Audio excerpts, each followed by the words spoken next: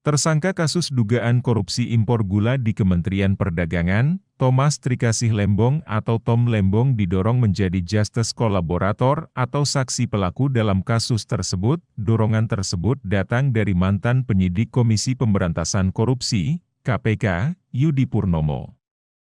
Tom Lembong harus jadi justice kolaborator, saksi pelaku, kata Yudi dalam keterangan tertulis yang diterima Kamis, 31 Oktober 2024. Dilansir Kompas.com, alasan Yudi mengatakan hal tersebut karena dia menduga ada mafia di balik kasus impor gula itu. Pasalnya, kasus importasi gula tersebut sudah terjadi cukup lama, yakni sekitar 9 tahun. Yudi menyebut Tom Lembong yang merupakan Menteri Perdagangan, Mendak, pada periode 2015 hingga 2016 atau sebagai orang yang mengeluarkan izin impor gula kala itu, pasti mengetahui orang-orang yang terlibat di balik keluarnya kebijakan tersebut, sehingga ketika berani mengeluarkan kebijakan tersebut, tentu Tom Lembong tahu siapa saja yang terlibat dalam proses keluarnya izin impor gula olehnya selaku Mendak, ujarnya. Maka dari itu, Yudi mendorong Tom Lembong agar berani membongkar kemungkinan ada mafia di balik kebijakan importasi gula tersebut,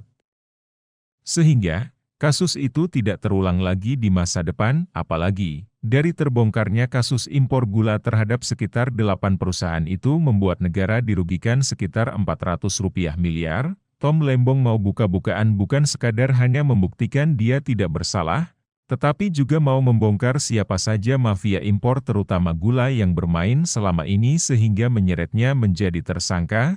Kata Yudi, Kejagung belum tahu jumlah pasti kerugian negara di kasus Tom Lembong hingga saat ini. Kejagung masih menyelidiki kasus dugaan korupsi impor gula tersebut. Untuk mengetahui total kerugian negara dalam kasus itu, Kejagung sampai melibatkan ahli untuk menghitung jumlah pastinya. Kepala Pusat Penerangan Hukum, Kapus Penkum, Harli Siregar menyatakan, sementara ini, angka kerugian negara sebesar Rp400 miliar. Terima kasih sudah nonton, jangan lupa like, subscribe, dan share ya!